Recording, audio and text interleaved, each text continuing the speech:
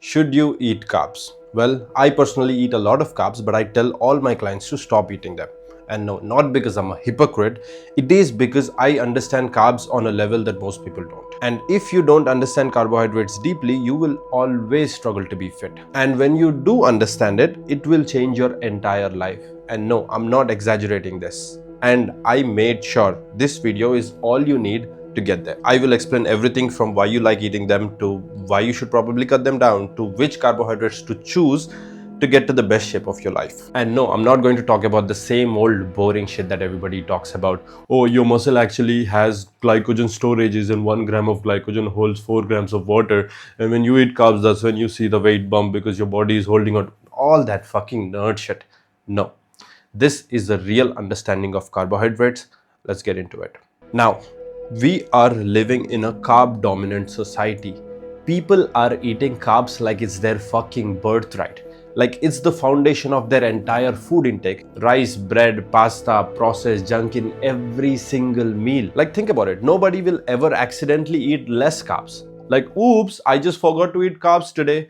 That never happens. And that is why I tell all my clients to stop eating carbs. It's not a nutritional decision. It is a psychological reset. Sometimes you need to shock the system to wake it up. It's like telling a kid that if you're not on a naughty list, then Santa will give you presents. It works. Oh, look, I'm so huge. I eat 400 grams of carbs every day. Carbs don't make you fat. Fucking dumbass. Now here's the truth that none of these fucking dietitians or nutritionists don't want to say out loud. Carbohydrates is a non-essential macronutrient, which means you won't die if you don't eat carbs.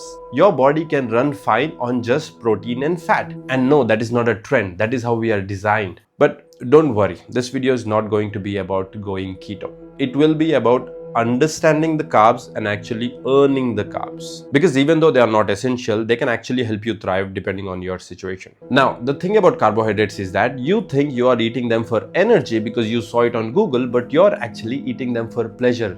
Carbs make you feel good. Now, you need to stop lying to yourself and you need to stop justifying that pleasure. Because just like any other pleasure, this pleasure also comes at a price. Laziness, bloating, crashes, cravings, or body fat. You cannot keep chasing comfort and somehow expect discipline to grow. Life cannot just be highs. There will always be the lows. And if you don't create that balance by yourself, life will throw that low at you and you won't be in a position to handle that. You cannot run away from this. This is the yin and yang. Embrace hunger, embrace discomfort, embrace effort, embrace all these lows. Now, here's what most people don't really think about. All the carbohydrates comes from plants, and not all plants are good for you. Most of the plants will fucking kill you the moment you consume them. And this concept of safety, is that plant safe for us to eat, is not a binary thing. It's actually a spectrum. Like you cannot say, okay, this plant is safe and this plant is not. No, it's a spectrum. Some plants are very dangerous. Some plants are okay to eat. They are not that dangerous, which means that you have to pick and choose the kind of carbs that you want to eat based on that spectrum. Now, that being said, there is a way to figure out which carbohydrates are good for us. This is my way of seeing it. Don't ask me about no stupid scientific studies. Just use your brain. Now, there are two important dangers that you need to look out for when you're choosing your carbs, which is you choosing your plants to eat. First one, anti-nutrients. Anti-nutrients literally means that it blocks the absorption of nutrients. Yes, most of the plants have it. All those veggies that you thought are so healthy might not really be healthy. And the second one is called FODMAPs. Now, it has a big scientific name that I'm not going to bother you with. If your plants, your carbohydrates is high in FODMAPs, those carbohydrates will ferment in your gut and cause all sorts of gut issues. Any carbohydrate that is high in anti-nutrients and high in FODMAPs is very bad for you. So we have to figure out carbohydrates that are low in anti-nutrients and low in FODMAPs. Simple way to list out your carbohydrates. Now, when I did that research, here's my picks for carbohydrates. This is what I eat. Fruits, white rice, sweet potatoes. That's it. The carbs that are high in anti-nutrient and FODMAPs are like wheat, bread, pasta, granola bars, and all that stupid packaged foods. Now, there is a way to lower the level of FODMAPs and anti-nutrients in the food by, pressure cooking it, rinsing it properly, or like soaking it overnight and all that, but stick to the simple foods. Oh, did I mention that you have to only eat whole foods? Should I mention it? Stop eating processed junk. Single ingredient carbs are always the best carbs. Like if you take a bowl of rice and a commercial bread, this is just one ingredient, it's just rice. But this has a lot of ingredients in it. This will always be better than this. Even though they both have same amount of calories, this will still be good. Simple rule, if a man made it, don't eat it. If God made it, eat it. Pick an apple over a brownie. Common sense. Now, most people will be fit if their carbohydrate intake is just 20% of their entire food intake. It's the 80-20 rule of life.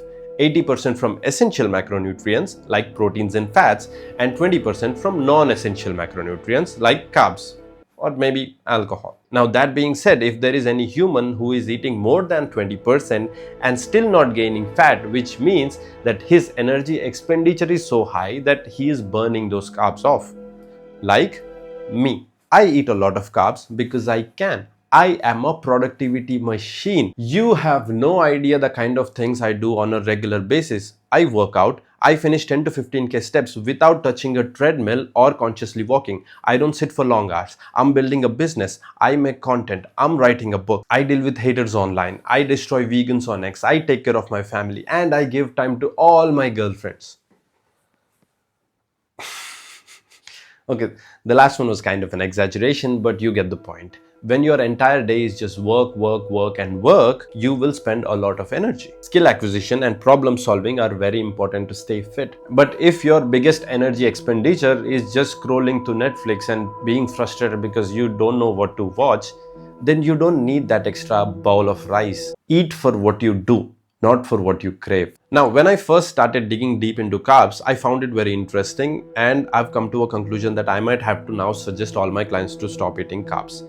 So I took a wild decision to go zero carb myself for 6 months because I just wanted to know what they might have to go through. It wasn't needed because I was already lean, but I did do a zero carb diet for 6 months. Now, forget about what it did to my body. It changed my entire perception on food. The amount of clarity I've gained in those 6 months is crazy. Clarity on why humans eat the way we eat today. Clarity on why everybody is so obese. Clarity on why everybody is so depressed. Why is diabetes so high? It was eye-opening. So if you're serious about understanding your own body, try zero carb for 3 months. You will finally meet that part of you that is addicted to comfort. After that, carbs won't control you anymore. You will control the carbs. Because look, it doesn't matter who you are, where you're from, or how much money you have. If bread controls you, you are a weak individual. I am sorry if that offended you, but that is the truth. And this is something that I always think about. Everybody in the fitness space preaches the same thing. You eat less, then you burn fat. If eating less is how you burn fat, then it's not that complex, is it? It sounds pretty simple, just don't eat it. Skip a meal, try fasting. If it is that simple, why isn't everybody fit? Because it is not that fucking simple. It is not about what not to eat. It is also about why you can't stop eating what you're not supposed to eat. And if you eat less to burn fat, which means that you have to keep eating less to burn more fat, which is completely opposite to what we consider abundance. Now, when your body is at that deprived state, it won't function at its best. So, you should not eat less to burn fat. You should figure out a way to eat as much food as possible and still burn fat. That is healthy fat loss, and that is not impossible. You can do that if you pick the right foods, because the foods that are actually good for you, you cannot overeat them. So here's my suggestion. Eat 20% of carbs. Pick single ingredient carbs. Avoid all the carbs that are high in anti-nutrients and also FODMAPs. Even if you don't eat carbs, you're not going to die. So don't worry about making sure that you are eating 20% of carbs. Some days if it is less, it's a good thing. Basically, stick to eating fruits and plain white rice.